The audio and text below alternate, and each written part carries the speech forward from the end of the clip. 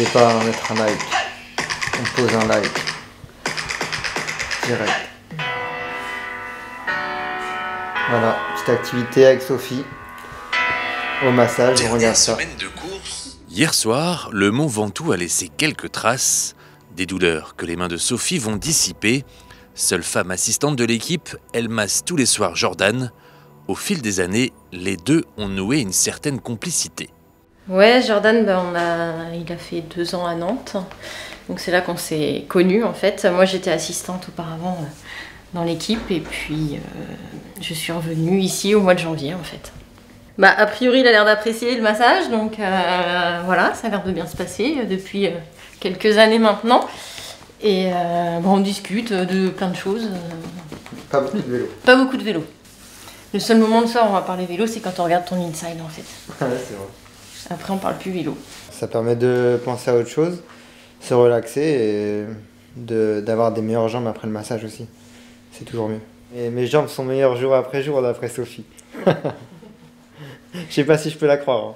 Ouais, on a souvent l'impression qu'il a pas, comme on dit souvent, qu'il a pas travaillé. Il rentre du boulot, mais on n'a pas l'impression qu'elle a bossé, donc souvent on rigole. Bon là ça commence quand même, on arrive 3e semaine de tour, on va pas dire ça. Il y a quand même un peu de travail. Coaching mental le soir. Quand ça va pas, elle me remet d'aplomb. Après on se connaît depuis longtemps, donc peut-être que je connais un Jordan que dans l'équipe certains ne connaissent pas au final. Et c'est vrai que ça permet d'avoir parfois des échanges avec qui il n'aurait pas dans l'équipe. Demain, Jordan pourra encore un peu souffler, car l'arrivée devrait se jouer au sprint.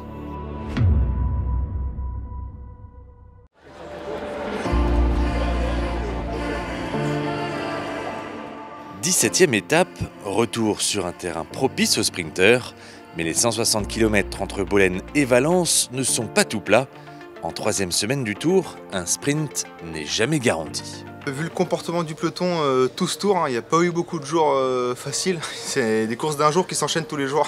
Donc non, sur le papier, c'est une étape sprint. Voilà, il y a une belle arrivée à Valence, mais à mon avis, ça risque de bien batailler parce qu'il y a beaucoup d'équipes qui n'ont pas encore eu de résultats qui leur conviennent. Donc ouais, il risque d'avoir une bonne bataille pour l'échapper. Donc on va voir comment ça se passe aujourd'hui. Il va y avoir de la pluie dans le final aussi, ça va tendre un peu les choses. Donc on va pas se faire piéger, on va prendre l'échappée, j'espère, sans souci.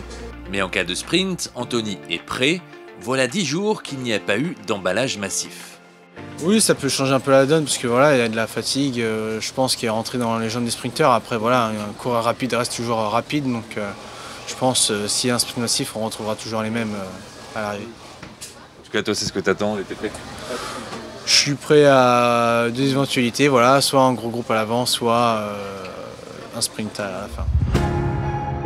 Thomas s'est battu contre lui-même hier. Ce matin, la forme revient peu à peu. Ça va, j'ai encore, je me sens encore un peu mou, mais ça va aller de mieux en mieux, j'espère en tout cas.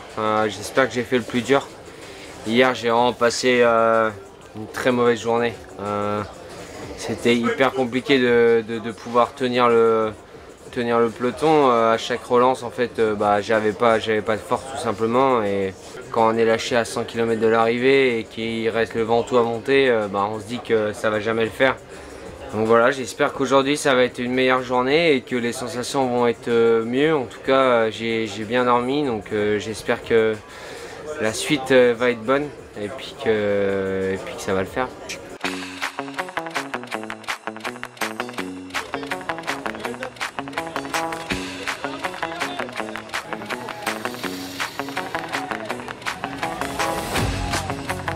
On assiste à une belle bataille pour l'échappée. 4 hommes, dont Mathieu Burgodeau, arrivent malgré tout à prendre la tête de la course. Si l'écart monte rapidement à près de 3 minutes, à mi-parcours, le peloton contrôle autour de la minute. Dans la dernière heure, la pluie s'invite sur la course et le peloton revient peu à peu sur les échappées. C'est bien un sprint qui aura lieu à Valence, mais sous la flamme rouge, une grosse chute freine le peloton. Ils ne sont qu'une dizaine à sprinter et le plus rapide aujourd'hui, c'est Jonathan Milan. Anthony, lui, n'a pas pu jouer la victoire. C'est pas faute d'y avoir mis de l'intention. Voilà, une belle échappée avec des coureurs solides. Mathieu était au niveau. Bon voilà, après le rapport de force était un peu inégal avec seulement 4 coureurs à l'avant, mais en tout cas c'est voilà, c'est important de tenter. De toute façon, on se le dit tous les jours, on veut laisser aucune occasion. Donc c'était très bien d'être à l'avant, on ne sait jamais comment peut se dérouler un final. Et puis ensuite, il y a eu cette malheureuse chute là dans le final. Et, Anthony a été pris, bon, je pense que c'est pas, et j'espère que c'est pas trop grave, mais malheureusement, ça l'a empêché de disputer ses chances. Donc bon, voilà, le bilan de la journée n'est pas forcément à la hauteur de nos attentes, mais en tout cas, les coureurs ont fait preuve de caractère encore aujourd'hui. Donc c'est bien pour aborder les deux prochaines étapes très très difficiles qui nous attendent. Demain, c'est l'étape reine du Tour de France, avec pas moins de 3 cols hors catégorie à franchir.